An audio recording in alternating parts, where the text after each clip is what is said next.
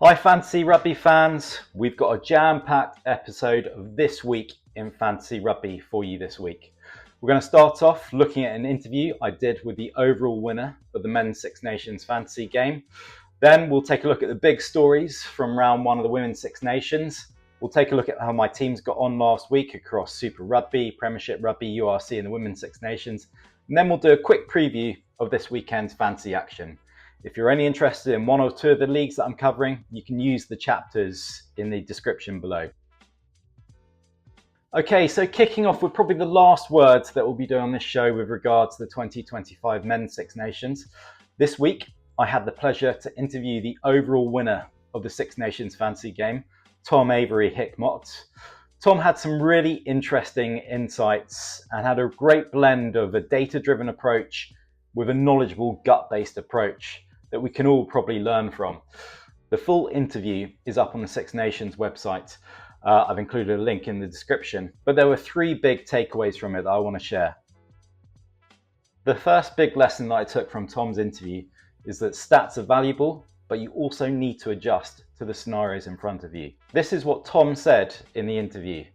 The numbers don't and can't always tell the story. If they did, we may not turn up or tune in with the same enthusiasm. Gregory Aldrit in the latter rounds was a great example of this. The 7-1 bench split made him more likely to be replaced and less chance to score points.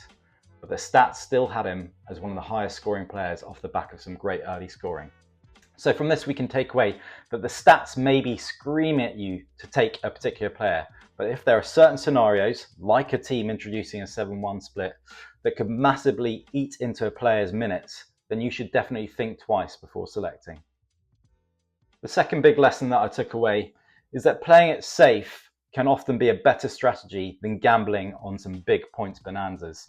I asked Tom the question, do you use stats to help you make your selections? And his answer was absolute gold. This is what he said. The lines I want to highlight from his answer is that he probably chose his captain based on a higher floor of potential points being doubled than a higher ceiling of points. So he's going for the reliable points rather than the potential to score a huge return.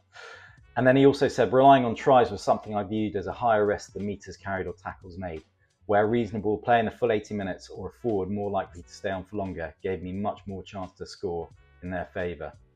So from this, focus your selections on the low risk known points generators. The players putting in consistently the highest meters, the players putting in consistently the higher tackles, rather than hoping that you'll get lucky with some of the big try machines. Then the third big lesson I took away is that your luck can run out at any time.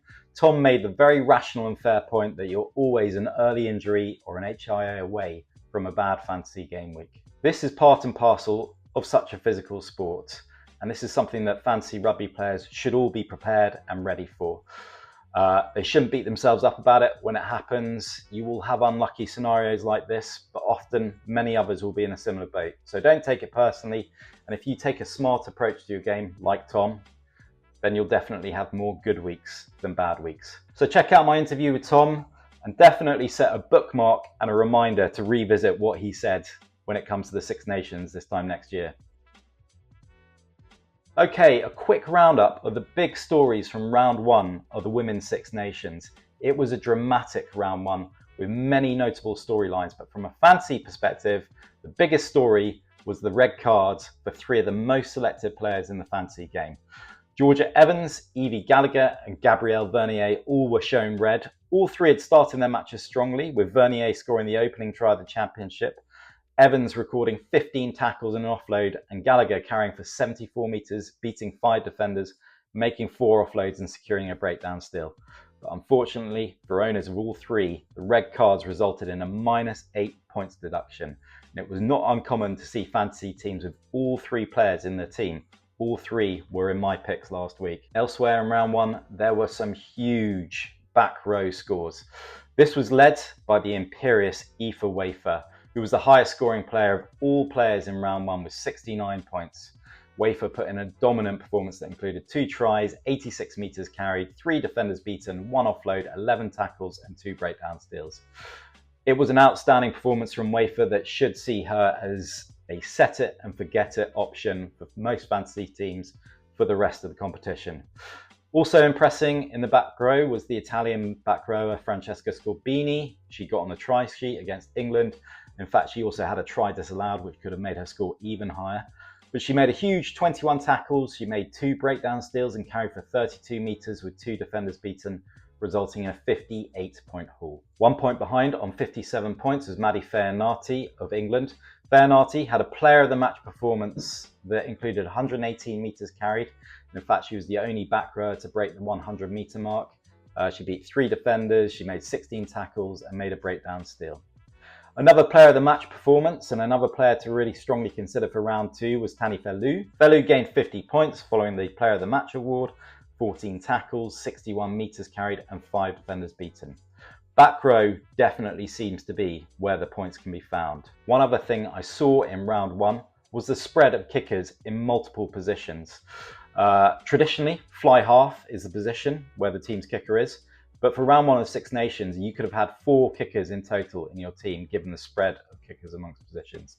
So we had Emma Singh in the back 3, we had Beatrice Rigoni as a centre, we had Kira Bevan as a scrum half, and they were all on kicking duty, in addition to the kickers who were obviously on fly half duty, where we had Dana O'Brien, we had Helen Nelson, and we had Morgane Bourgeoise, who was actually categorised as a fly half, but was playing in the back 3 as a fullback.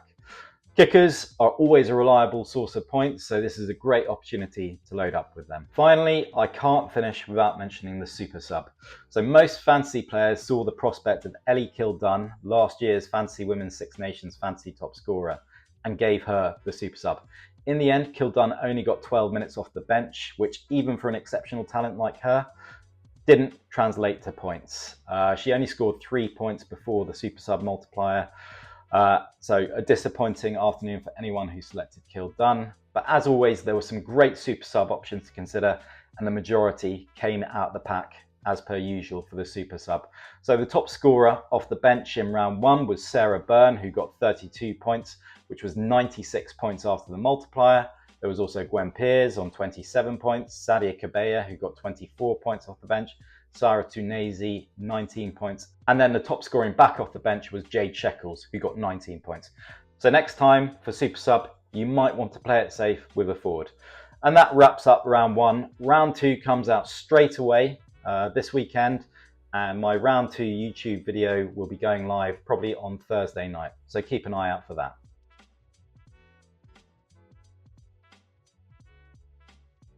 Now time to take a very quick run through of my teams from last weekend, kicking off with the Women's Six Nations. So I ended up on 466 points. I had 2 of the red cards out of the 3 in my team, in Evie Gallagher and Georgia Evans.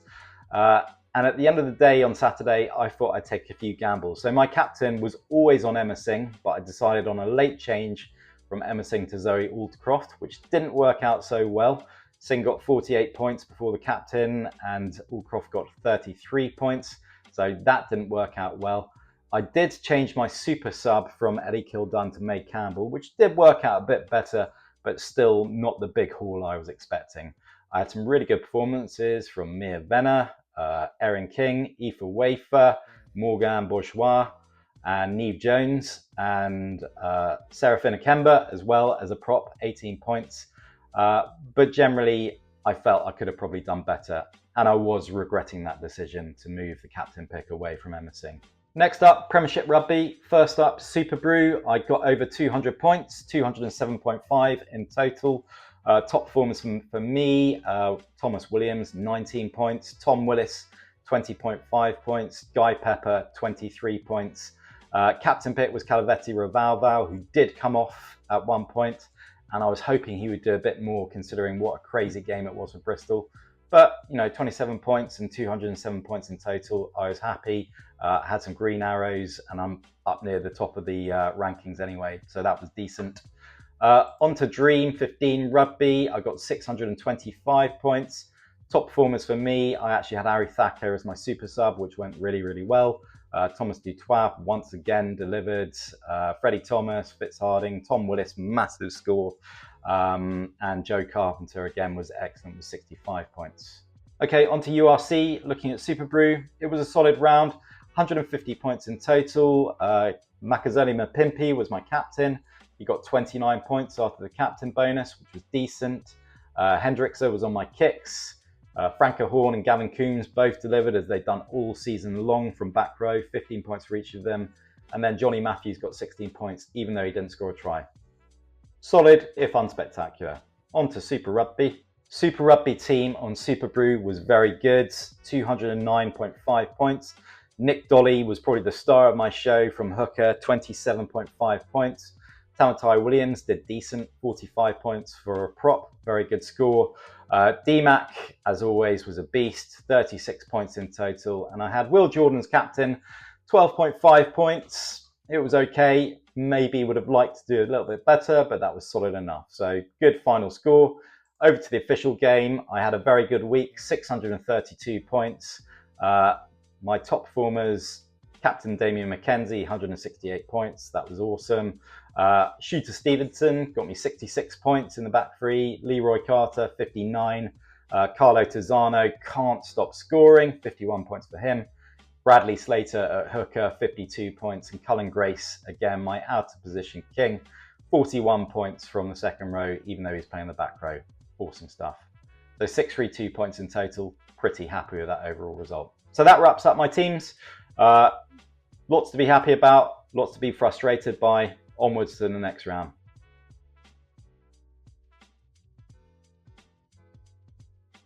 Okay, on to this week, and we got another week of Super Rugby, and then we got another week of URC and Premiership Rugby before the Champions Cup returns next week. So kicking off this week with Super Rugby. So this week it's Bye-Mageddon. We got 3 teams on buys. We got the Chiefs, the Blues, and the Drua all on buys. So the player pool that you can select from is very, very limited. Only 4 matches taking place. Quite a few injuries as well, so something to be aware of. If you are looking for injury news, by the way, make sure you check out the casualty ward by the guys at Draft Rugby. I'll include the link in the description here. Follow Draft Rugby on Twitter, listen to their podcast. Great guys, they know what they're doing, and their casualty ward is the only place to go to find Super Rugby injury news. The matches I'm targeting this week, I'm going big on the Crusaders. They're at home to Moana Pacifica. Should get a massive score there. 5 players that I'm looking at. Well, first up, Will Jordan. He's in form, he's reliable, he's got a great fixture. I was weighing up having a chip in the official game this week. If Sevu Reece was playing, I would have gone co-captains. But now with Reece not playing, I'm going to take the triple captain with Will Jordan. Next up, Caleb Tangitau. He's in insane form. He scored 4 tries in 5 games. Only once this season has he gone below 100 metres carried in a single match. He's definitely worth selecting. Macca Springer, another Crusaders option. He scored 6 tries in 2 games, including that mega 5-try haul in round 5. He's got a great fixture. He's an easy choice. Carlo Tizzano, another 2 tries in round 6. He's now up to 8 tries in 5 games. Until he stops scoring, I won't stop selecting him. And then finally, Cam Roigard. He's back in the mix. He's always so dangerous. He consistently scores high when he plays. Although a shout out to Noah Hotham, who is making his first start since round 1. He's a danger and he's got a great fixture. In the URC this week, so the matches that I'm going to be targeting, Bulls at home to Zebra, Edinburgh at home to Dragons, Glasgow at home to Lions. I think that's going to be 3 convincing wins. So a lot of my selections will be based around them. 5 players I'm looking at. First up, Cameron Hanekom. He's back after his injury. Made his return against Leicester in round 13, and I'm now expecting him to absolutely run riot at home to Zebra in round 14. Darcy Graham, one of the Six Nations stars, likely to be back this weekend. He should have the ability to rip the Dragons to absolute shreds. Carl Steyn, he's racked up the fantasy points whenever he's played this year. He was on fire in round 13 with a try and a huge volume of carries. He's got to be considered. Kanan Moody, whether he's playing in the centres or the back 3, he always seems to deliver. And then Johnny Matthews. He had a week without a try in round 13, but he still scored well. And those tries will definitely come again in round 14. Then finishing up this week with the Premiership. So the matches I'm looking at this week, we got Bristol versus Gloucester and Bath v Harlequins. I'm expecting 2 super high scoring and close attacking matches. The tries will flow, the points will be kicked. These are the games to target for your points. I'd also tread carefully with Exeter v Newcastle. I think a lot of people may be backing Exeter at home against them. They should win, but I still think it could be a bit of a banana skin, and it may not be the fantasy points bonanza that everyone is thinking it will be. 5 players that I'm looking at. So Santi Carreras, he's so consistent. He's going to get the opportunity for kicks and attacking returns in what should be a really open game versus Bristol. We got Finn Russell back to his best after a tough Six Nations with a try, an assist and a 50-22 against Gloucester in round 12. He's going to get plenty more opportunities against Quins. Tom Willis straight back into club rugby, and he picked up where he left off. Carries, tackles and breakdown steals as per usual. He is going to be racking up those fantasy points. Thomas Williams, a man absolutely possessed in his club shirt. He was outstanding again in round 12. I'm expecting more in round 13. And then finally, Jack Bates. He's amazing value in Super Brew. He got a hat-trick in round 12. And with Bristol's injuries, they're going to be more reliant on him than ever in round 13. So that's it. More details, as always, will be over at fantasyrugbygeek.com. The round 7 Super Rugby picks are already live there. And Premiership, URC and Women's Six Nations picks will be going up on Friday. That's it. Get your teams in and good luck for Saturday.